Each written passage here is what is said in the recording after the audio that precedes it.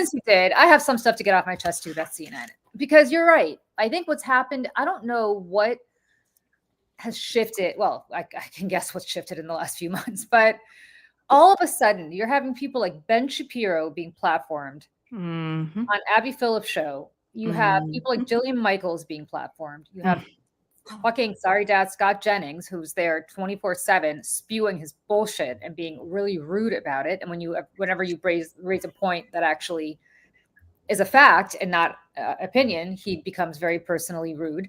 Yeah. And then he goes and complains like a little bitch. Then he goes and complains. I'm sure he does. And the reality is that it is getting to the point where I was watching, what the hell? This brings me actually to my overage. You set it up perfectly, so I'll just get into it. I was watching CNN last night, not because I watch cable news, because I think when you worked in cable news as long as I did, you understand how the sausage is made and you really don't want to watch. But my husband is a bit of a, it's like going backstage at Disney World. You're never the same. Yeah. You know what I mean? No, thanks. Which I have been, and it kind of ruined it for me. Don't ruin the magic. I don't want to see the backstage. Well, the I was a cast member for a day, guys. Cast member for a day. No. The magic kingdom of cable news was ruined for me when I spent a lot of time there watching how the sausage is made. And speaking of fucking goofy, sorry, right there. Yeah, but my husband watches it. So last night, Michelle and I did a live, and then I went downstairs to reintroduce myself to my family who have not seen me because I've been so busy the last few days. And my husband's watching CNN. And as he's watching CNN, I am kind of half tuning out, and I look because I spent a lot of time on European media outlets looking at Russian stuff because they do a much better job covering it. I see that the Russian Federation has crossed into Polish airspace and is launching drones. This is not a mistake. Launched, I think, at least 13 to 17 drones at air bases where Europeans, and it used to be us until Trump pulled us out, used to send aid to Ukraine close enough to shut down Warsaw Airport. Like, this is a real escalation on a NATO country. And I'm watching this, and I'm texting my friend Olga Lautman, who some of you may know because I do a live with her a couple times a week. She's really a Russia expert. And I said, what is going on? And she said, holy shit. She actually texted, we both texted each other almost at the same time. And we're like, this is shades of 1939. Like the escalation is coming. This is no longer on Ukraine, which is bad enough. This is on a NATO country, which could today invoke Article 5. And we have to, according to Article 5, I mean, we have a president who's not going to honor it, but nevertheless, Article 5, as if you're a member of NATO, means that you have to go to Poland's defense, which means that we are now going to war on behalf of Poland. And I'm like, this is a big deal. So I'm watching CNN, and I'm watching CNN, and I'm watching CNN, and it's Epstein A block, Epstein B block, Epstein C block. And I'm like, okay, I get it. I love Jeffrey Epstein stories as much as the next girl. But like, this is for real. Like, I actually had a fear in the pit of my stomach that I haven't had really since 9/11, because I was like, holy shit. Like, you start automatically projecting, I have a young son. Is he going to be drafted? Like, all this stuff that you're starting to worry about. And so then he flips over to MSNBC, and there's Jen Psaki, and she's interviewing somebody on Epstein, and it's more Epstein, and it's more Epstein. And I finally text Olga Lautman, and I go, we got to go live. Not because I necessarily wanted to go live at 9:30 at night, but because it was like, I felt like we had to tell people. And we got like thousands of people like this joining us on our live. It was crazy. People are hungering for real news, while these jerk-offs, as you point out so well, Joe, are misconstruing what Kamala Harris said. Who gives a shit, by the way, what Kamala Harris has to say about Joe Biden? Like, it's over. Yeah. I don't know what she said. Buy the book. Like, fine. Buy the book, have her on, interview her, fine. If that's, she's on a media tour. But there is real news happening. And by the way, they did not invoke Article 5. I want to be clear because I see in the chat people are concerned. They ultimately ended up invoking Article 4, which means that there has to be a meeting now of the North Atlantic Council.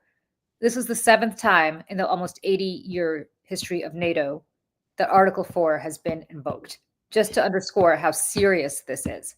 And all night I'm sitting there. I couldn't go to sleep. Again, everybody here knows my bedtime is like, I'm like a child. Like my bedtime is young, like 9:30. But I'm staying up all night and I'm watching the New York Times and there's nothing there. Nothing. It's all about the Federal Reserve, and it's all about like real news, obviously, that has to be covered. Finally, this morning, the Times runs with this big story and this big analysis. But the reality is that this is what you're talking about. This is what I'm so over. Like, we used to go to CNN for real news. Mm-hmm. Seriously, like we used to go to CNN to find out what breaking news was That's happening. where I went last night I went there first, being like, oh, surely they must have some foreign correspondent. Like, nope. They have resources all over the world. They have people embedded in Moscow. They have people in Warsaw. They have people in Ukraine. They have people in, I assume in Belgium and NATO headquarters. Like, they have people everywhere. Mm-hmm. Mm-hmm. And yet nothing. And instead, Joe, as you point out, they are not only doing what you're talking about, but also clearly somebody must have gotten a threat from the White House, because there's this thing going around now where every time they talk about Trump and Epstein. Yeah, that's part of my over it, actually. Yeah. Well, then I won't cut you off. But yeah, it's so frustrating to me because like, this would be, I don't want to exaggerate. This is going to sound hysterical and I don't mean it to, but imagine when German tanks rolled into Poland on September 1st, 1939. Mm-hmm. And the local media here, or the media in the United States, was like, yeah, okay, well, let's talk about what's happening with some sex scandal. Let's talk about, I don't mind talking about And Epstein. they kind of did. I mean, like a lot of the puff pieces that the New York Times was writing about Hitler in the 30s, like, I mean, is pretty it's like, oh, Hitler rehabilitated through jail or prison or whatever. I mean, it's very reminiscent of like what we're dealing with now. It's just kind of everyone underestimating, the cruelty, power of these horrible people, and a lack of imagination, is how these things continue to happen. So and I'm sorry, just to finish up, and then sorry, Joe, I spent all night literally researching what is happening, why it's happening now, what has happened that led Putin to do this now. Like, I kind of knew, but I needed to obviously back up all my contentions with facts. And I wrote it, and it's on Substack. But the point is, what pisses me off is like, I'm not even a like somebody in the chat just asked, like, where do we go for real news now? Here. I mean, I hate to say this, but like here. Yeah. Because we're doing the work that people are not doing. And cable news for sure. The Times is delayed. Mm-hmm. The Washington Post is good on the news gathering, awful on everything else. Yeah. And, here, like, that's what I'm saying. Like, I had to break down my night last night to go live to talk about this because nobody else was doing this. And I was like, well, wait a second. This is ridiculous. Insane. And another thing that was, then we have something to bring in after this, and I want us to finish this, obviously, but there is someone who wants to come in and say hello, but I just do want to show this really quick because this was also going on. This has happened 1 year ago today. Yeah. In relation to what you're talking about, Julie, this is the Kamala Harris story everyone should be talking about today. Otherwise, Putin would be sitting in Kyiv with his eyes on the rest of Europe, starting with Poland. And why don't you tell the 800,000 Polish Americans right here in Pennsylvania how quickly you would give up for the sake of favor and what you think is a friendship with what is known to be a dictator who would eat you for lunch. Oh, well, that was prophetic. I mean, honestly, like 1 year ago today. Jesus, 1 what? year ago Wow. today. Thank you for wow. I mean, that's mind blowing because here we are, a year to the day, and this is exactly what is happening. And as George Conway tweeted just earlier, the only reason why Putin would send drones into Poland would be that he doesn't believe Donald Trump would ultimately honor America's commitment to NATO, and he wants to test that proposition, aka eat him for lunch. Donald Trump, who has consistently said, "I'm not happy with Vladimir Putin," and then done exactly nothing. By the way, Putin's bombings of Ukraine have been worse, much worse. The worst of this entire war, which is not a war, it's a fucking invasion, since it began under Donald Trump. Because I believe that Trump wants to do the mob bust, the plausible deniability shit. There she is. Oh my God! Again, nobody likes a girl who shows up with that view while we're all sitting here. That view and that freaking beautiful skin, and my God, you're just dripping, just like. Oh my God! All right, throw her up. Let me be angry and miserably cold New Jersey, freaking Tara, beautiful St. Mary in freaking Sicily. I've seen enough. Goodbye. God, can't we just go back to the dystopian hellscape that is our reality right now? You're bitching, complaining, Tara's just sipping out of a what Chardonnay. I don't even know what you said. Oh my God! No, it's like some kind of beautiful Italian white, like I'm sure. But hello, hi. It's actually called a Casa Rota, which is from Mount Etna area. It's a of course, it's from a volcano. She's in front of a volcano. She looks blissfully happy as we're going off about fucking Poland and Putin and the fucking Kinkles McTaco tits. It's a white wine with a hint of magma. Yeah. Oh yes, a hint of volcanic ash. A hint of magma. Listen, not magma. Come home tomorrow. I'm coming home tomorrow, and it's been a blissful 2 weeks here, celebrating my birthday. I'm officially in the 50s club with you guys. Woo! We love the Michelle. Welcome. It's weird. It's weird for me. But I did want to pop on and I didn't want to interrupt what you guys were doing too much, but I just wanted to pop on and say hi because I missed you guys. And it's been a, interesting time while I've been overseas. And it's sobering. Mm-hmm. Honestly, it's sobering. Well, you had that viral tweet here.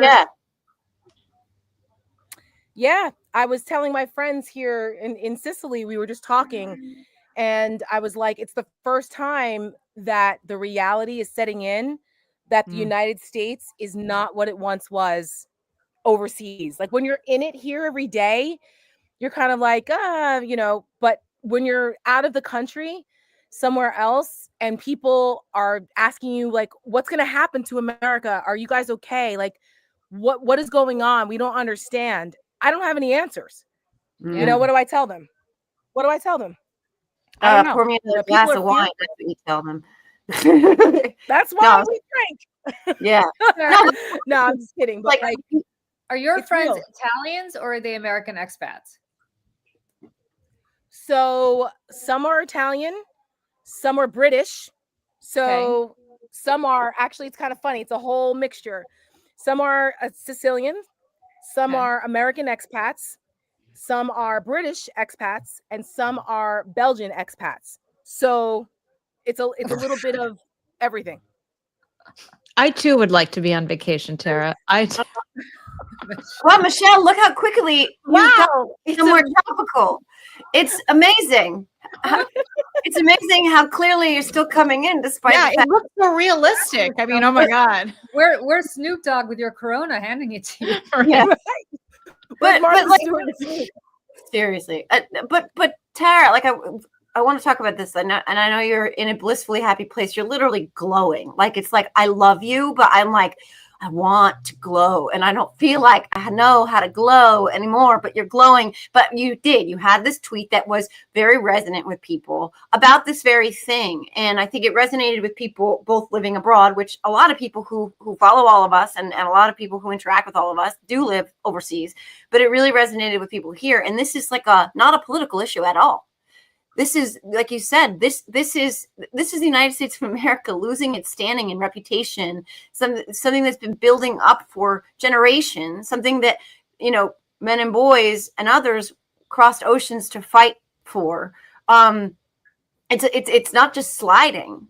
It's at the edge of the cliff, if not already teetering halfway over. Yeah. I mean, yes. And I gotta tell you, Europeans are very plugged in. Like they're very plugged into what's going on. Our conversation tonight, we're having a get together because Marcel and I are leaving tomorrow. So we're having like a dinner party before we go. And I'm like, I don't want to leave. I'm like, I don't want to go. But the conversation, the first question they asked me was, did you see what happened in Poland? Did you see what happened with this flotilla in Venezuela? They're like, they're very tuned in because it impacts them. Like what's and happening their in wars Poland. have always happened. Right. Like their grandparents like didn't cross oceans. Like they can see the history around them of the wars that their families have endured and survived. And so like it's at their front door, the back doors, it's everywhere, right? I mean, that's the Brits. The Brits had they're very sensitive to it. And I told them all to subscribe to Julie's Substack to to understand what's going on with Russia. And I told them about the show that the Pax Americana show with Olga. I was like, they're like, oh, because they're they that's how they stay in touch with what's happening over here. A lot of them are on Substack. Some of their parents, their older parents, they're over here and they're like, the algorithm is crazy. They have no idea what's happening in other parts of the world because the algorithm doesn't allow them to see it. It's crazy. It's crazy. Wow. It's crazy. So it's not just America. Yeah. Yeah, but at least Mark Zuckerberg is sitting next to his ass at the freaking White House, kissing his ass and supping at his taint like a freaking toady. Like, oh, it's good. And we're talking about freedom of speech in places like in England, etc. And you're like, to your point, but it's fine because the oligarchs, this is what they wanted and this is what they're getting. And it's not just impacting the United States. I mean, really, where we go, the world goes. Yeah. And if I were you, Tara, I would stay. Listen, I wish I could, but I can't because there's work to be done back home. My kitty's back home and my parents are back home and you guys are there. So I have to come back. But interestingly enough, one of the first questions that my British friends asked was about censorship. And they said, like, is this censorship real? Like in America now? Like, what is this? And I thought that was an interesting question for them to ask. Well, it's a low roll, right? It's a great question. It's sneaky. It's sneaky. Yes. It's not overt, right? Well, unless you have a blue tent outside the White House, in which case they're going to take it down. And because that's different, right? That's those are just protesters that they can remove forcibly. Crazy. But it's self-censorship, Michelle, which I think kind of brings us to your it's like the chilling effect, right? Like, So my over it, and this has been my over it many times, is the American media. And this is it's a pretty broad criticism today. First, I want to show. I'll give credit to Tennessee Holler. If you follow Tennessee Holler across platforms, they're really great at curating a lot of this stuff. There's obviously some talking points that are going on over at CNN, or some rules that have been laid down saying this is what you have to say about the Epstein story. This is how you essentially need to defend Donald Trump. I'm just going to play this here. It's important too. We've seen no sign of wrongdoing on Trump's part. No reason to think he's detected any wrongdoing involving Jeffrey Epstein. You noted, you're a prosecutor, you're a lawyer here. There's this defamation. I would say we have lots of reasons to think he was involved in wrongdoing. I mean, at this point, there's a lot of smoke.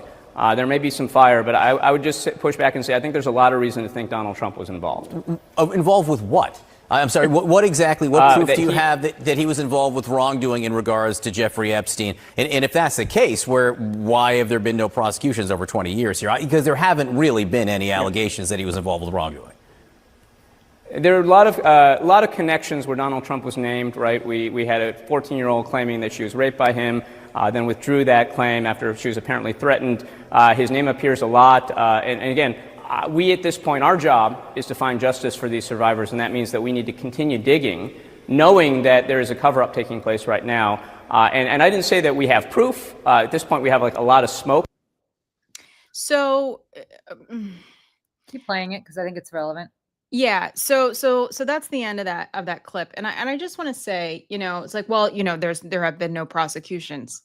Let's, again, as a journalist, I would want to point out the fact that in the American justice system, rape victims and victims of sexual assault are routinely threatened, dismissed, terrorized, targeted, discredited. And that's why women, time and time and time and time again, if they do bring their allegations forward, it is extremely difficult to get, anybody to be, like, look at the Diddy thing. I mean, it's on tape, for God's sakes. And they're like, well, maybe not, because they went back in the room. They will find everything they can to not prosecute. And this is why often, especially if you're going against the most powerful men in the world, former presidents, billionaires, tech oligarchs. I mean, this is who you're going against. I mean, I want to pull this up because now I just want a trigger warning. This is very upsetting. So I just want to, lead with that. But this is from September of 2016, Courthouse News Service. Okay. A woman who says Donald Trump raped her at a private sex party when she was 13 years old refiled a lawsuit against him Friday, 2 weeks after voluntarily dismissing a suit based on the same claims. The new complaint filed in the federal court in Manhattan restates plaintiff Jane Doe's claims in the earlier lawsuit, namely that she was lured by a recruiter to summer parties hosted by co-defendant Jeffrey Epstein at an Upper East Side mansion on East 71st Street, tied to a bed and forcibly raped by Donald Trump, who slapped her with an open hand and told her he would do whatever he pleased with her. 13 years old. And I did the math here, like in terms of what year this was. That is about how old I was when this happened. Like, I think about that, and it took my breath away. And sorry, go ahead. Berman, like, who did Ghislaine Maxwell sex traffic people to? No one. Like, right. This is the part when there've been no convictions. That's the fucking problem. I'm sorry, but like, you're a journalist. Like, and by the way, if they've done nothing wrong, why are you sending your former personal criminal defense attorney down to Florida to give immunity to the only person who could either exonerate you, sort of, right, or actually tell the truth about who they were trafficked to, and then move her to a bougie club fed when everybody knows, Tara, better than most people, that's not what they do with people who are sentenced to 20 years in prison for child sex trafficking. But Berman and all the rest of those cowards, I'm sorry, but this is cowardice, who are towing this line, they're also complicit in re-traumatizing these survivors. Like, this is infuriating. I'm sorry. I just needed to say that. No, I was reading through this today because I remembered hearing about this, and I remember it being a very, very young girl and there being a slap across the face, and that the accusation was of rape. And it says the new complaint includes an additional witness exhibit from an anonymous Joan Doe, whose sworn declaration says Jane Doe told her what happened with Trump and Epstein during the 1994-1995 school year. Like, guys, I was 13 in 1995. I was the same age as this little girl. And it's like, I had never put that together until I read that this morning. And I was like, oh my God, I can't wrap my head around it. And so for any journalist, somebody with a platform, that there's this fear, and that's where the self-censorship comes in. You have corporate overlords, first of all, threatening your job and your livelihood, saying, well, you can't do this, you can't do this, you can't say that. And literally no courage. I mean, except for people like Jim Acosta, right? Who dared to speak up, who dared to step forward and say no, and went on his way. And look, he's doing great. And, that's why independent journalism and independent media outlets, like what Jojo is building at the Siren, what we're trying to do here at Mayday, is because we need places where we have independent voices and independent thought. And we don't have corporate overlords playing us like puppets, telling us what we can say and what we can't say. And like Julie last night with Olga on Substack, going through what's going on with European media, sifting through that and trying to, put a report together to give us. And it's this this shouldn't have to happen. We shouldn't be here, but we are. And the last thing I just want to say about this is that, you know, I grew up in northern New York, where is it a bit of a desert for journalism. And this is why people like Elise Stefanik are able to represent their districts and Claudia Tenney year after year after year and are never held to account. They just kind of regurgitate and say, oh, isn't that nice? And oh, they came to visit today. Well, Tom Homan, who is from 20 minutes away from where I grew up. Now, I want to preface this by saying the reporter that they sent down to the White House from northern New York, local guy, he's been at the station for 20 years. I knew him back in the day. He's a great guy. He's a very nice person. He's very smart. This is not a dig on him. I get it. However, this is the same kind of shit that local journalism is falling to. Like, there's no investigative reporting. There is no accountability. And I just want to play this excerpt. Now, apparently they're trying to stretch this interview over several days to get as much content out of it as possible. I understand. But this is what they aired on the news, I think, last night. West Carthage to the West Wing. 7 News goes to Washington to talk one-on-one with border czar Tom Homan.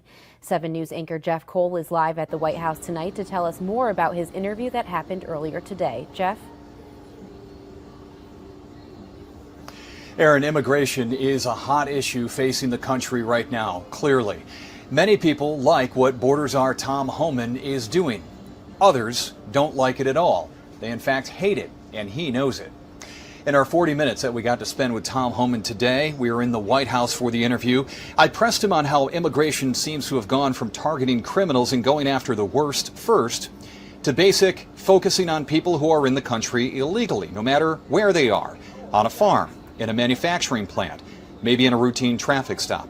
Homan says if you want to come to the greatest country on earth, you have to follow the laws to be here. Critics will say the approach is extreme, and what has been going on is extreme. He knows that there are people who support him, but he knows it's not everyone. On the flip side, there are some people that are going to disagree. They don't approve of your job and what you're doing. Some people hate you. I don't think that's an unfair characterization of it, right? What do you say to them? Because I don't care. Yeah. I don't care. I'm not running a popularity contest.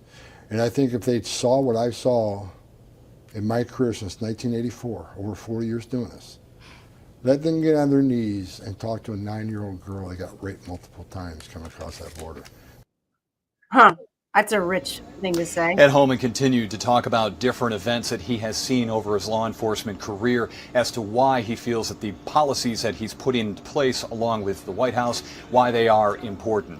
So we talked about policy, very clearly an important thing, but we also talked about the personal side of a guy from West Carthage coming to the West Wing to work for President Trump. And we learned about his office, how it's 20 steps from the Oval Office from President Trump. We learned a lot in our interview. We're going to be having stories over the next few days, giving you the information that we learned. But for now, that's our report. Live from the White House in Washington, D.C., I'm Jeff Cole. Aaron, back to you. What? You know what that is? Like, now we're going to go to Solingen, Germany, to see what Adolf Eichmann's childhood was like. From Solingen to Berlin. It's like from Carthage to the White House. I'm like, who gives a shit? Sorry, Julie's dad. But like, seriously.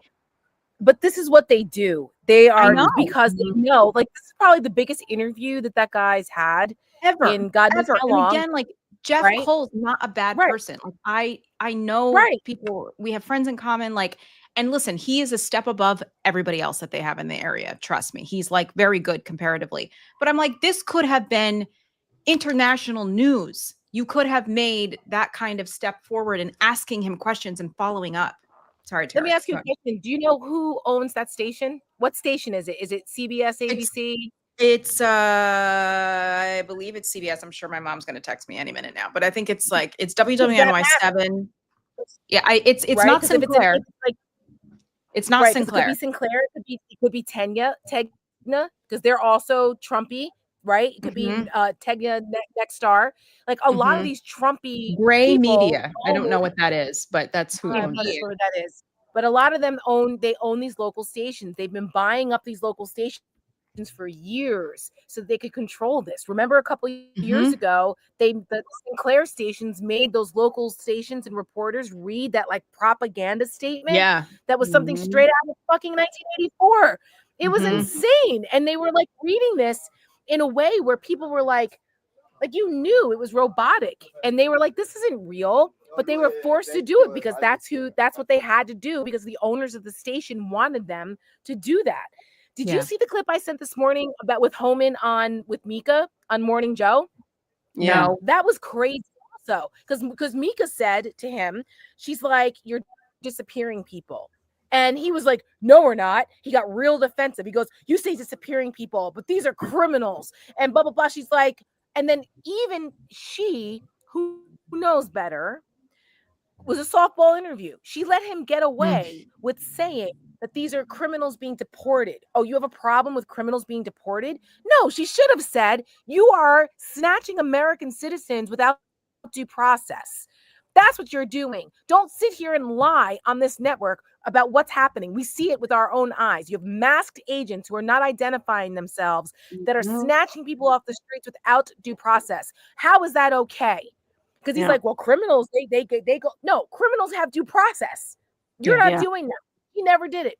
She was passive. You know, I don't know. She had a little scarf and she was just like, well, and just like, really quick, that station is owned by CBS and CBS and Fox, owned by Gray Media, formerly owned by the Watertown Daily Times, which is local. But anyways, that's the overlord. So it's a CBS affiliate. Well, there you go.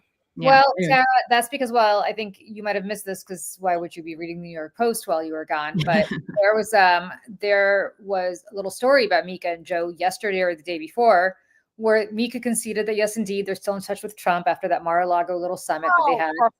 And are you serious? 100%. This is what I'm saying. Turn off Morning Joe. Turn it off. Oh, yeah, turn it off. Fuck Joe Scarborough. I have watched 1 minute. I have not watched. Not since that day, right, Tara? Since that day, not one. The only thing either are clips. I just saw. I happened to see a clip on social media, but I refuse to watch them for this. I mean, shame on them. Sorry. Yeah, Joe Scarborough can kiss my Jersey fucking ass. Okay, and too. And I wrote a Substack about that because he went after Newsom. Fuck you. I'm sorry, and I'm feeling very salty, but fuck you, Joe. Like stop it. The one fucking person, not one, but one of the people who's standing up right now, and you're like, this is embarrassing. Go eat shit. You go exactly. Go Mar-a-Lago more. Exactly. And by the way, stop. Right, and I think sorry, Julie's back. Sorry, but we all I can. Just about everybody I know respects Heather Cox Richardson, and she is by no means hyperbolic, right? And what she says is the time to stand up is not the midterms. It is now. It is right now. And it is by using your voice, by calling out corruption, by speaking truth to power, by not capitulating and obeying in advance. And if you're a journalist, if you call yourself a fucking journalist and you can comply with appeasing Mushmouth, who I've just decided looks like a fucking aspic version of Grimace. If you want to appease aspic Grimace, aspic fucking dark hands, it's tangled, fucking predator. No, my favorite dog of all time, my little puppy who died a few years ago, was named Grimace. Don't defile. Sorry, okay, but not Grimace. Aspic not Grimace. Okay, aspic hamburger. I don't know, hamburglar. I don't know, whatever. If you cannot stand up in this moment and at least do your job, then don't do that job. Go be a greeter at fucking Walmart. Go change urinal cakes in rest stop bathrooms on the Oklahoman Panhandle. Don't put the name journalist in your job description because you're not one. Because right now, what you are doing is the kind of thing that people look back at Germany and say, what were they doing then? That's what you're doing now. And maybe, Michelle, that's a nice guy. Maybe he's a Democrat. Maybe he's... Well, I'm not going to out anybody, but, you know. Who just needs to do his job. I understand. But at what cost? What is the price tag of doing that? What does it cost our country so that you get some sound bites? Yeah, that's right. This is what Bye. Right. I was just following orders. We heard that before. And Let me by the tell way, you- just when I say that not outing anybody, I just mean like a political affiliation. Like I don't know. I have a feeling. Again, I haven't seen Jeff Cole or talked to him in a very long time. He used to be the master of ceremonies of the Miss New York pageant, and I used to perform at it every year. So that's like how we would hang out during rehearsals and stuff. That was 20 years ago. So but from what I know, he's a fairly nice guy, and I get it. It's a small town and whatever else, but like, come on. Well, come on. Let me say this. In 1993, I was 20 years old and I was doing a semester abroad in England. And so I and a friend were bumming around Europe with like $20 in our pocket, sleeping basically outside all over in every like park and hostel you could possibly do, which is exactly what you should be doing when you're 20. And it's a total rite of passage. And anybody here who's that age, I highly recommend it. But the first place now. I mean, you could do it now. Well, listen, I wish I could, but unfortunately I have a family who don't want to do it with me. But anyway, so the point is, I was in Berlin and it was 1993. So it was not that, it was, about 40 years, less than 40 years after the end of World War II, which is really not that long. And every time I would see somebody walking by me who was 65 or older, or maybe even 60 and older, I was thinking, this is totally unfair. I was thinking, and what were you doing? Yeah. And I was walking, I remember this so clearly. I was walking down a street in Berlin, which is a very famous street called the Unter der Linden, which is like their big kind of throughway that goes past the Reichstag. And It's all like I could think of Berlin. Berlin. And all I could think was, as a Jew, if this were 40 years ago, I would be carted away to my death. And one day, not so long from now, somebody who is from South America or Central America, or Russia for that matter, because they're doing this to Russian refugees too, which is so heartbreaking to me, I can't even talk about it, is going to be walking down the streets of New York City. And they're going to look at all of us and they're going to say, and what were you doing in 2025? Yep. And it won't be fair because the four of us and everybody on this chat, for the most part, have been doing everything we possibly can, but it doesn't matter because we're Americans. And this is being done in our name. Yeah. And that's what I said about being overseas and feeling this. Like it was like a palpable feeling for me of just like sadness. I'm like, oh my God, all the way down to like we've been blessed to be able to travel. My husband with his job has been able to travel the world 3 times. I've been able to travel when I was a congressional staffer, and then obviously over the last few years. And I have never experienced the type of like, everyone always wants to come to the US. Yeah. Like they're always like, oh my God, it's my goal. I can't wait. Like I've been saving my whole life. And one of our Airbnb hosts, she was so cute. She actually visited the US for the first time because she fell in love with Leroy from Fame. Okay. Oh, wow. Same age. Wow. And she's like, she's great. I mean, it's a great show. But I was like, she's like, I loved Leroy, and I wanted to go to visit LaGuardia. Speaking of, oh, it's right down the street. Oh my God. Hi, Marcel. Perfect. That was perfect. That was amazing. Oh my God, that's the famous dance. But she finally saved up enough for her and her husband to go to New York this year because she was like obsessed since she was a kid, and she's like, it felt a little different. Like I was excited to go, so I could finally see New York City, but like it wasn't the same.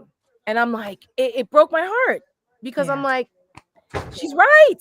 I don't have an answer for her. I'm like, right. But he's making America great. You Yeah, it's crazy. And so like when you guys say, like when we talk about this, and it's like, the road to hell was paved with good intentions, right? So there's a lot of people who are like, oh well, maybe or maybe not, but it's like, but also evil triumphs when good men do nothing. That's and right. we are in that moment now. That's why Right. we do what we do. That's why, despite being on vacation, I'm like, no, I still need to hop on and be a part of what's going on, because it's so important that people know that we are out here fighting for this. You know, as much as I would love to just stay in Europe and drink wine all day, we can't. We've got work to do. There's work to do. And I'm not, what do I always say, Michelle? I don't want to be part of the generation that loses democracy in America. Yep. Do you? Yep. We challenge people this every single day, and I don't want to be that person. So, Julie, when you ask those questions about, you know, where would you, who were you, what were you doing, Joe? When you ask that question, we should ask people that every single day. We know what we're doing, but why aren't enough more Americans in the streets every day like they are around the world, from Israel to South America to wherever, when they know that what's happening at home in their countries is not okay? They at greater risk show up in the streets en masse and say, enough, not today, we're not doing this. Americans are privileged and we're spoiled until we lose it, and we're trying not to do that, because once you lose it, it's real hard to get it back. Well, so I was just going to say really quick that there were some people last night in Washington, D.C., because while Russia was sending drones into Polish airspace, Donald Trump and his cabinet were out getting dinner at Joe's Stone Crab restaurant in DC. One of my favorite places in DC. And here's what, you know. Oops, hold on. Let me go. Hitler of our time! Free DC! Free Palestine! Trump is the Hitler of our time! Free DC! Free Palestine! Trump is the Hitler of our time! Free DC! Free Palestine! Trump is the Hitler of our time!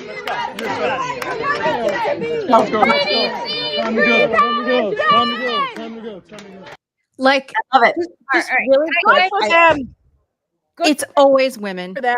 It's always women, of course. First of all. Second of all, do people know the courage that it takes to shout in the face of the leader of the so-called world?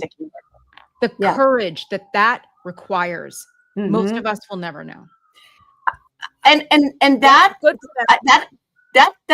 video, there's several of them. Those videos have gone super viral for good reason, right? Because it gives teeth. It gives action to how so many people are feeling, to watch him standing there, having to listen to them, knowing no matter what. He was mad. He was mad. Because you know what he would love to do to them. He would. You saw there was a story. There's a story in the Daily Beast this morning about how MAGA world is pissed at the Secret Service for allowing those women to get away with that. And I'm like, you know what? Fuck off. This is America. You're allowed to criticize the president of the United States. They can go out in public and say whatever the hell they want.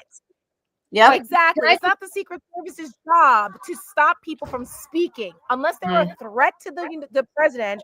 They are not supposed to stop them. So too bad. We still live in a democracy. Get over yourselves. He's not a fucking king. But I'm going to guess here, but I don't know. I'm just going to guess here that they wouldn't have let him in without knowing, first of all, that no one was posing a physical threat, right? That, like, first of all, they had to know.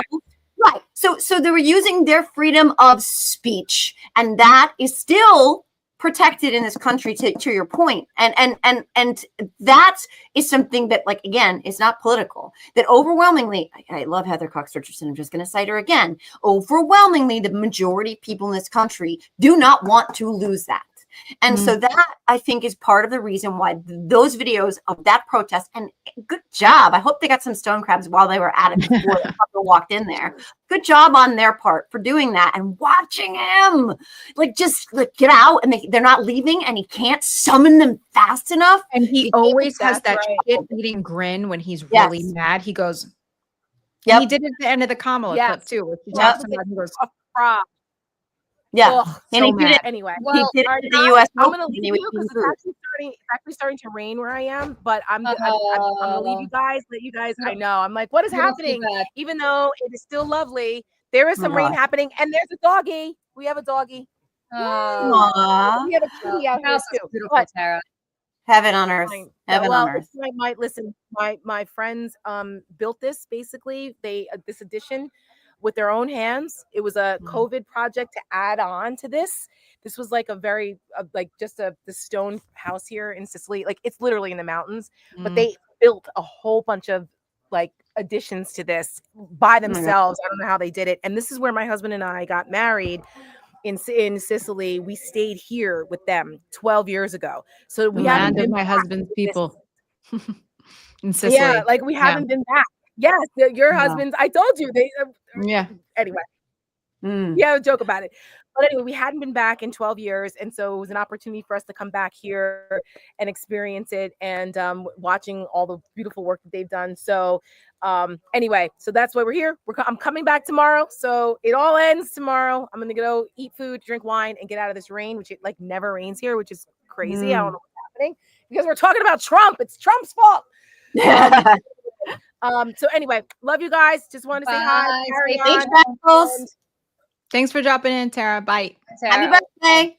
Get her out of here with that wine. Like, look at her in the glass. She's empty. What are you doing? Can I just add one thing to this whole DC, this coda, to this stupid DC thing? Yeah. That happened last night. He was having dinner, and I want people to understand what's going on. Russia is sending drones into Poland, right? So there you go. I don't know who Ian Malula is, but he basically was right. The reporter, yeah. Russia is launching a full-scale drone attack above NATO airspace in Poland, and the Commander-in-Chief, Secretary of State, and Secretary of Defense are Joe Stonecrap. Okay, they stayed at Joe Stonecrap, right? This is the Secretary of Defense and his Secretary of State, who should have been in the Situation Room with the President and the Vice President, because again, as Donald Tusk, the Prime Minister of Poland, said yesterday, this is as serious a threat to Poland's sovereignty, I'm paraphrasing here, as anything since World War II. And that country was invaded by the Soviet Union. And he's still saying that's more serious. Okay, so, and that is a NATO country that can invoke Article 5 at any moment. Grandpa wakes up after spending all night probably digesting his ribeye and tweets out today, or truths out today at 10:09 a.m. like he's fucking Jerry Seinfeld, sorry dad. What's with Russia violating Poland's airspace with drones? Oh my God. Here we go. Exclamation point. Here we go. I just remember he truthed out a couple months ago. Vladimir, stop. What? Here we go. Here we go. What? I can't. It's like, well, again, trolling like, us all. I think he honestly and truly, I mean, he got reelected, like believes that we are fucking stupid. All of us are fucking stupid enough. He hates to be like, well, he really cares about this conflict. He really wants Vladimir to stop killing, and he really wants the Russian soldiers to stop. Vladimir, stop it. Don't. And I'm really not happy. And we had a lovely. This is 2, 5, 7. I don't know, 9 threats of very serious consequences ago, where he was like, and we have a beautiful phone call, and then Melania says, "Honey, he has bombed them again." And I say, "But we had such a nice phone call." Fuck off. This is honestly, like, he honestly, and it maybe works, he truly believes that if he just truths, that he doesn't understand what's happening, that he has enough deniability that it doesn't look like what it is, which we talked about offline last night, which is him giving a blank check to Putin, Netanyahu, and whoever else wants to do whatever they want to do. You know, there's some bottom line in this shit for him. Or maybe it's just that his little tiny, teeny, pocket-sized peen comes to attention when he thinks that these strong men like him, because he's letting them do whatever they want. If they want to bomb Qatar, if they want to freaking invade Taiwan, if they want to, whatever they want to do, if they want to keep bombing Ukraine, if they want to fly drones into Poland, but he doesn't like it as long as he truths about it. And honestly, that is infuriating that he thinks that we're stupid enough to buy that shit. And just to sort of segue really fast, that he thinks that we are stupid enough to believe that the Democrats are so good at the long game that 20 plus years ago, some forger was like, you know what? In 20 years, a forged smutty birthday drawing to a pedophile is going to be the biggest scandal of all time. I'm going to put it in a leather binder. I'm going to give it to the Epstein estate, which Why the fuck is there an Epstein estate? Why does every dollar of that money go to the who has by it? the way? You know? And then I'm going to have Congress subpoena this shit after we let him win a second fucking term, and then we're going to drop it. This forged birthday card that is 1,000% his signature, but we're stupid enough. We're all collectively stupid enough to go, makes sense to me. Yeah. Why wouldn't? I'm sorry, but like that is infuriating. And yes, a lot. A plurality of the dumbest, most selectively self-sabotaging stupids on the planet put him back in office. But that doesn't mean that the rest of us are idiots, okay? And I'm tired. I'm going to just make that my over it, because my over it was about, well, it's part of it. I'm tired of them thinking that we're stupid. And the other thing that is part of my over it and thinking that we're stupid is that they continue to tell us. He was at a Bible museum the other day where he donated one of his Bibles, which, by the way, he was selling for profit. Yeah, there's a new White House version of it now, right? Oh, God. Yeah, that's what I saw the other day. There's like a new White House version, like updated of the Bible. You want a free Bible, open up any hotel drawer and take it. The Holly Bible. And they're trying to pass him off once again. The coincidence of him doing this, making prayer great again, when the friggin' smutty drawing drops is just mind-blowing, staggering. But the fact that they continue to try and gaslight us and to make us think that we're losing our minds by presenting this person, this thrice married, serial philandering, pathologically lying, convicted felon who has been found liable of what can be called rape. Yes, Nancy Mace. This terrible person who bragged about grabbing women by the pussy, mocked a disabled reporter, disparaged a POW, demeaned a Gold Star family, incited violence against this country, and then pardoned every single person who partook in that violence that he's devout. Fuck you. He's not devout. He was not sent by God. And I am not going to be gaslit into you fucking shoving that shit down my throat. That's my over it. Well said. Well said. And to sum up, because you did so well, you're absolutely right. This is the gaslighting is what's offensive. And the MAGA base fucking wants to be gaslit. They actually don't. Yeah, they like it. I think they like it. They don't believe it. Yeah. But we think that if they repeat it, they're sticking it to the libs. And that's what's important. Yeah. These survivors, listen, these are QAnon freak shows who literally had like a jihad they were going to institute against some poor pizza owner in DC. Yeah. Running some pedophile ring out of some pizza parlor, which, by the way, never, ever, ever, ever happened. Yeah. And this is a page. There's a whole section in the Epstein book, and we showed this. Julie and I did a little show on the Daily Dispatch yesterday about this. But Julie K. Brown, who's one of the journalists who is first on the ground about this, she said there's a whole section of Epstein's birthday book labeled "Children," with photographs of a very young girl posing and what appears to be letters in a child's handwriting. Why and when did the Republican Party become the political party that defends and protects pedophiles? I'll tell you when it became something that the libs, quote unquote, didn't want them to do. If we say black, they'll say white. If we say up, they'll say down. It's just a fact of life. And by the way, the whole QAnon thing, the whole who's Q, it's some fucking Russian operation. Do we not get this? But these people all ginned up over what they read on the internet. Yeah. And became these proselytizers of some moron sitting in some Russian St. Petersburg troll factory who put this out there, most likely. The Russians had our number, man. And they literally create this whole thing about how they're going to take out pedophiles. And if you're disagreeing with them, their new insult was you're a pedophile. Like that. How many times you have been called a pedophile on Twitter, Joe? Because they knew that was the crime that was the most unforgivable. They knew that anybody who was against the death penalty would say, well, I'm against the death penalty except for people who hurt children. And like that is a line for a lot of people.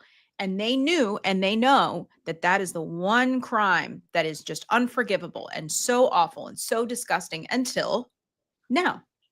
Well, right. And yeah. And actually, I have a post out now, which will be my Substack tomorrow, about how they have consistently moved the line, right? How the party has everything I just cited. You know, I thought foolishly, whether maybe this is foolishly or whether maybe this is just me being a human being with the capacity for compassion and empathy.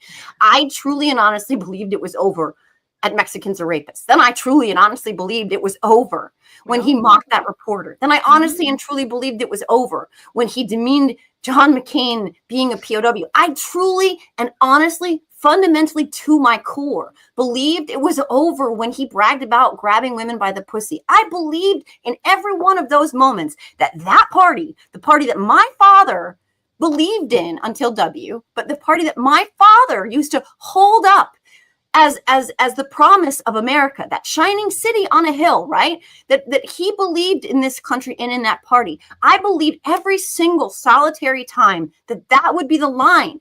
I believed it in the wake of January 6th. I believed it as I was watching January 6th. I believed it as Lindsey Graham said he was out. I believed that that party had a line, and they have continued to move that line for power and access to power, and that is it. And now they've moved the line on Vladimir Putin. And today we are talking about a political party that has moved the line on pedophilia, that has moved the line.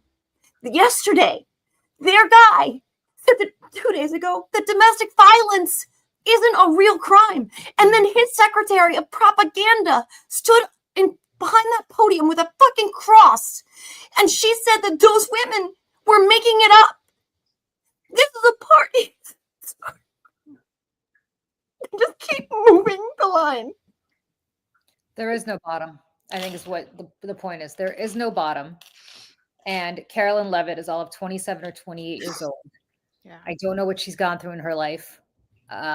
But I will tell you, there are women who've gone through, Joe, you're one of them, who've gone through hell.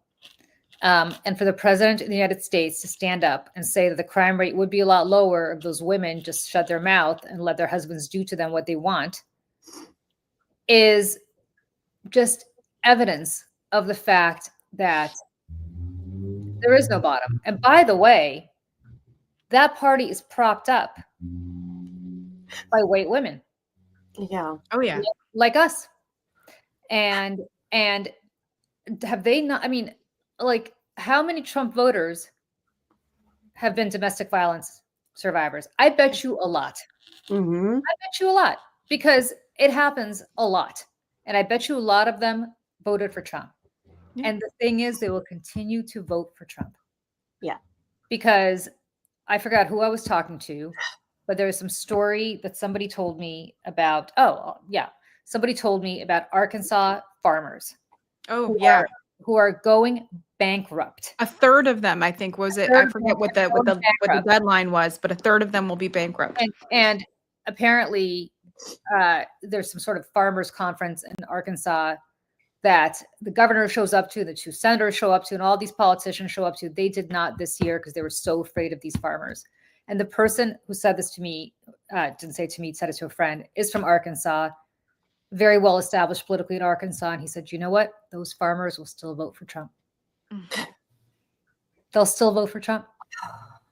And they're going bankrupt. They'll take it out on maybe on their governor and their senators, but they'll still vote Republican. It's not like the Democrats are going to get control back in Arkansas anytime soon. It is that book, What's the Matter with Kansas, that was written about 20 years ago about why does Kansas keep voting Republican when Republicans, back in the Bush years, if not earlier, when Republicans do everything possible to screw people in Kansas. It is the same stuff happening over and over and over and over again. And to the point of what you were saying before, Michelle, about why media is so important and why we should just give up on legacy media. And it breaks my heart to say, because I literally have spent 20 years working around legacy media. And I will tell you right now, the reason I'm over it, and the reason has a lot to do with what Joe said, is that they're not reporting it the way it should be reported. It should be reported the way Joe just said it. Yeah. Right? Like there's no black and white here. I keep saying this and using this analogy. Like one person says the earth is round, but one person says the earth is flat. Let's both have them here to debate it. No. One person says domestic violence is not a big deal and shouldn't even be considered a crime. And everybody else who has half a fucking brain, sorry, dad in their head says, actually, why don't you go speak to a domestic violence survivor and you tell me whether you think it's a crime, not just in the moment. And Joe, I am not here to speak for you, and I'm not a survivor of domestic violence, so I am completely projecting here. But I suspect not just in the moment when you're getting abused, but the worst abuse is the psychological toll it takes on you afterwards for the rest of your life. Yeah. And you tell me how you have the president of the United States say that, and everybody moves on. Yeah. They just move on. They just move on. Well, I think that's it's even more important why, as women, we have to continue to remind each other and young women especially how far we have come and how not that long ago women couldn't have bank accounts. Women, it wasn't until the 90s that it was considered a crime in all 50 states. It was a crime to rape your wife. Like before that, it was not considered a crime. Like these are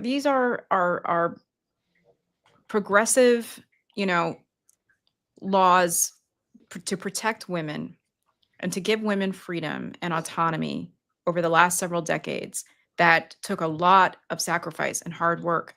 And a lot of women, swept up in it, getting hurt and sacrificing themselves. And here we are in 2025, and we have right-wing podcasters, it's very prevalent, talking about how women should not have the right to vote, that women never wanted to have the right to vote. I've talked to so many women that said they wish that they never had it because they would be willing to give up their right to vote if it meant all these liberal women don't vote, and they, we wouldn't have abortion, we wouldn't have all this stuff. And I know so many women that would just be willing to give that up and, just have one vote per household. And that is a prevalent talking point on the right now. And so never underestimate how far they're going to go with this. It will never end.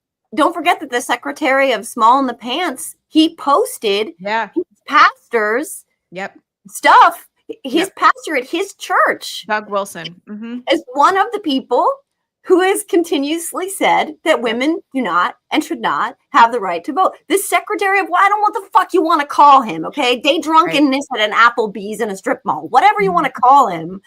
He does not believe that we have the right to vote. This is also someone, by the way, since we're sort of talking about them rewarding and empowering and emboldening predators. He's also someone who had to settle out of court with a woman who accused him of assault.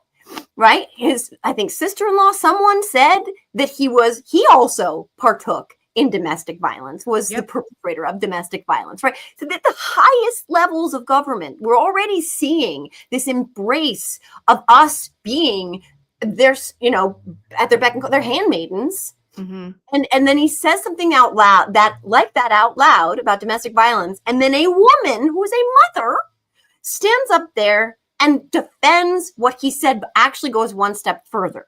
And that is something that if we let that continue to pass, it is a terribly dangerous, not even slippery sliding slope. It's a fucking cliff fall, right?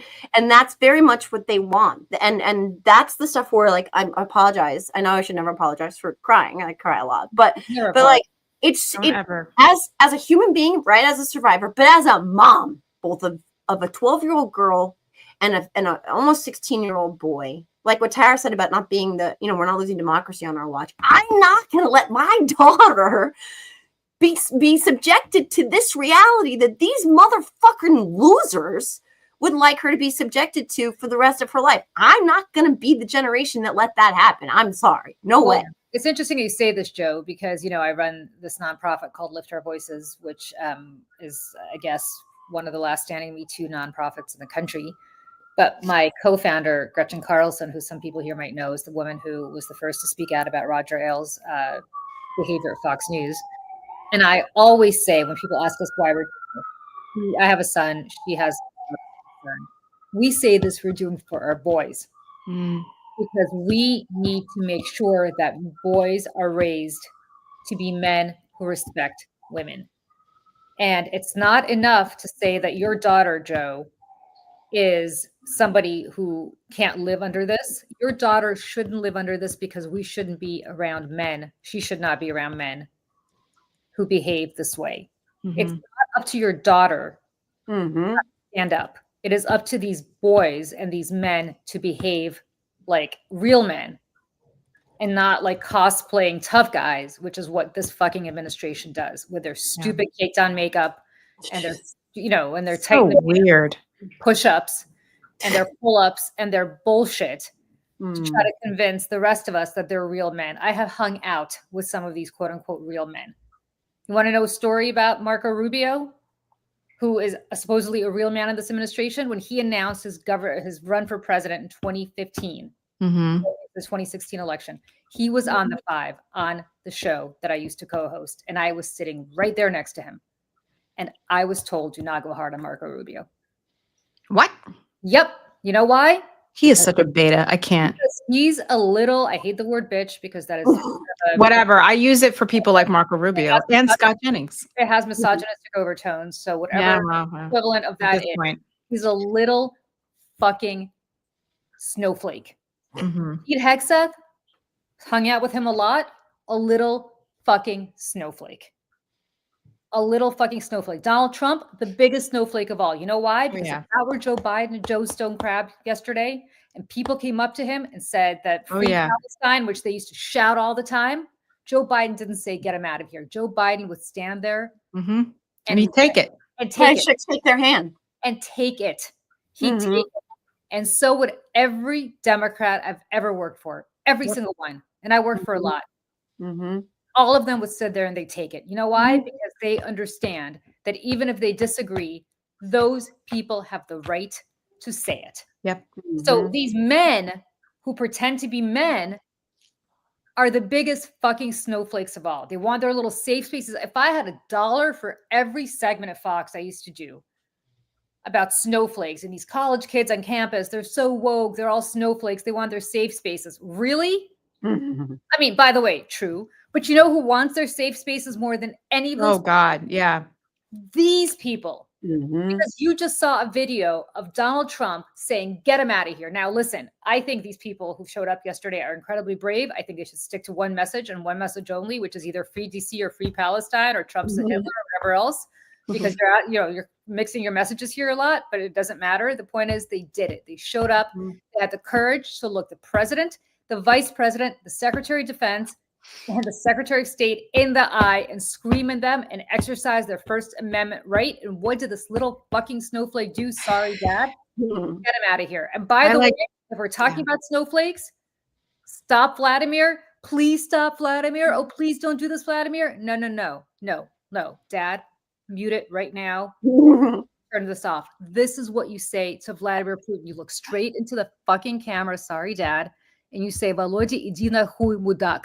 Which if you speak Russian, you know exactly what I said. And I'm so sorry, Dad, because that is the worst thing that's ever come out of my mouth. But that is how you speak to Vladimir Putin. You don't say to him, so Vladimir, oh my God, what? Oh my God, what's with the drones? Oh my God, here we go. What are you, fucking Ricky Martin? Here we go. What are you talking about?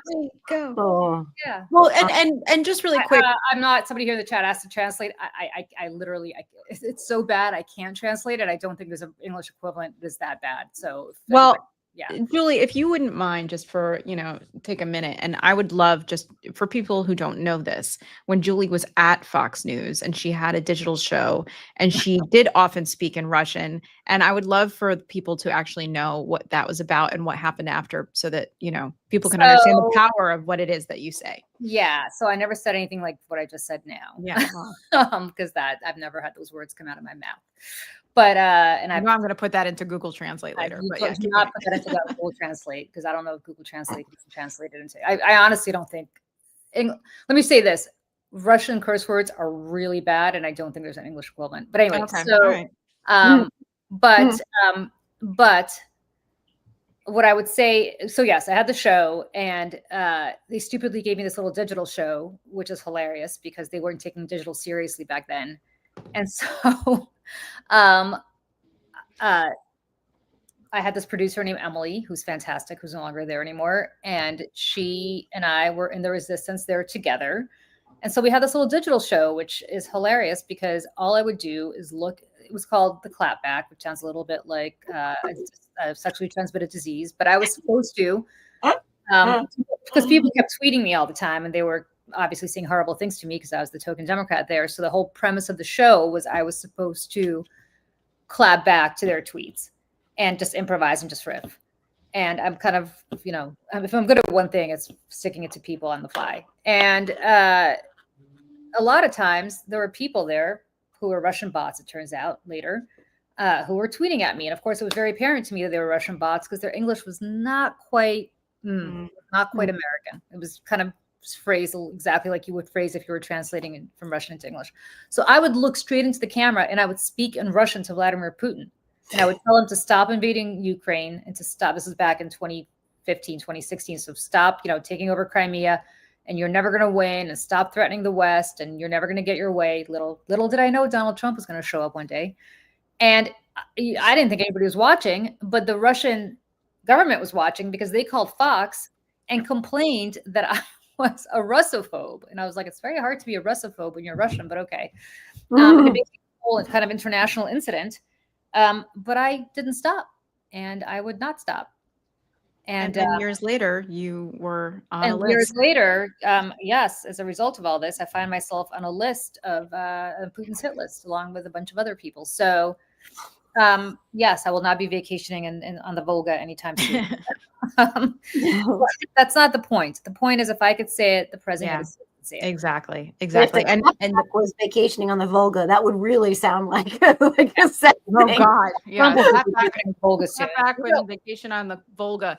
And I just want to say to the two of you, and Tara, obviously, I would say if she was here too, it's like I think you're both so brave, and I am just so proud to know both of you all the time. And we're doing the best we can here, and if we can lead by example, we will continue to do that. And we hope that you'll stick around. Please like and subscribe to Mayday Network. We have not officially launched yet, but we're just trying to build out some content based on what we've been doing over the last several months. So please like and subscribe. That's way you'll get notified first when Julie and I do our little things day to day. Go find the Siren as well. We're so proud of you, Jojo. Go find the Siren, subscribe to the Siren. There's lots of voices and content happening there as well. Because F the legacy media, because they're not doing any of us any favors. So with that said, we all have to go. It's been a wonderful conversation. Thank you both. Do you have anything else you want to add? Yeah, I just really quickly, since we were talking about what you can actually do and how this is the moment when you need to be standing up and speaking out. And one of the tools that Republicans have been using in their toolbox, is gerrymandering. And they've done this in Texas where they're rigging the maps even worse than they were already rigged, Missouri, at Florida, et cetera, Ohio. So tonight at 4:30 Eastern, 7:30 Pacific, I'll be joining the FAFO 50 event, which is to stop election rigging for California. It's on Proposition 50, which is the proposition that California is putting to their voters. By the way, their constituents are getting to decide if they want their state to also change their maps to gain 5 seats back, because that's what the Republicans have done in Texas. I'm very excited. You can go to not excited. That's like the wrong word. Not excited. I'm fired up to fight back. I'm not excited by any of this because this is terrible. No, and much rather be vacationing on the coast of Italy. Exactly. But you can go to FAO50.com. That's tonight. I'm paired up with Senator Alex Padilla, who is also going to be on my podcast to talk about that, and SCOTUS today. Is that right, Joe? Yeah, FAFO50.com. That's right. 4:30 Eastern, 7:30 Pacific. It's a crazy lineup. Elizabeth Warren, Beto O'Rourke, Pete Buttigieg, Senator Padilla, Joe Carducci, and Joanne Carducci. Thank you very much. Yes, thank you very much. I'm honored to be included on the list. But like there are things that I can do right now, which is this. Also, everybody out there, you can. This is not just California, obviously. You can just share that with your friends, share it with your neighbors. Show up. You can donate. You can just even share the tweets, whatever it is. Like right. you don't Clicking have to helps. Yeah. So like this is a moment right now, and I just wanted to bring attention to that. This is a moment right now, like Heather Cox Richardson says, where we need to stand up now. We're going to be judged by what we did right now, and if we look back in a year and we say we coulda, shoulda, woulda, it'll be too late. Yeah. I remember during the election too, I remember being like, I don't want to wake up on November 6th feeling like I could have done more. And we did as much as we could. And now we're on the other side of it and we will keep going. So guys, seriously, go to Joe's, go to the Siren, because she has great, I'm going to say this because Joe's too modest. She has incredible content. She has incredible people there, from foreign policy experts to people who are military experts to domestic, obviously to domestic experts like Joe and others. Please do it and stick with us on May Day also. But when we launch, we'll let you know. But the key here is, and I'm not saying, I know it sounds self-serving because this is what we're trying to do. Like, we're doing this because there's a vacuum to be filled. Yeah. Because the legacy media is not doing it. If they were doing a good job, Joe would not be taking off with the Siren the way she is. People would still be watching MSNBC. But there's a reason why these places are taking off in independent media. It's because, unfortunately, it's not happening the way it wasn't happening last night, the way it's not happening now. All they're doing is chasing ratings right now. The ratings are Epstein, so that's all they're talking about.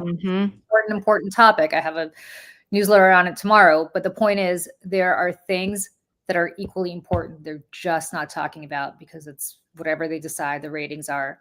So please go to the Siren and tune in tonight to Joe's for sure, because that's really important. California, that's a tighter, I don't know if people know this, that's not a slam dunk. No. And they're being, I mean, I got an email, I don't know how true it is. I got an email from Newsom's people today that said they're being outspent. I mean, I don't know how true that is, but I'm sure there's a lot of money coming from the other side. It's not even Republicans. It's actually good government people who are naive, like Arnold Schwarzenegger, and think that, but I mean, they're like naive. I know. So rules, they're playing by old rules, just not the rules of the game anymore. You can't plan for futures like for a world that doesn't exist anymore. Like we have to continue. Yeah. Joe Biden played by the rules. He was an amazing man, a good human being. He lost, and that's where we are now. We can't do that. So please. Merrick Garland played by the rules. So please go and watch Joe and watch all of these other amazing people, from Padilla to Buttigieg to Warren to Newsom. Leslie Jones. I produced an ad with her a couple years ago. She's amazing. She's joining from the nail salon. Like that's like she's getting her nails done. Oh, nails. Because perfect.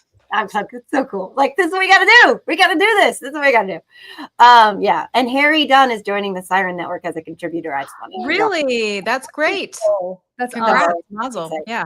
Yeah. So excited for that. Thank you guys so much. And this is cathartic as always. And you guys, you really, honestly, all of you and everybody in the chat, you keep me somewhat adjacent to the word sane. So thank you for that.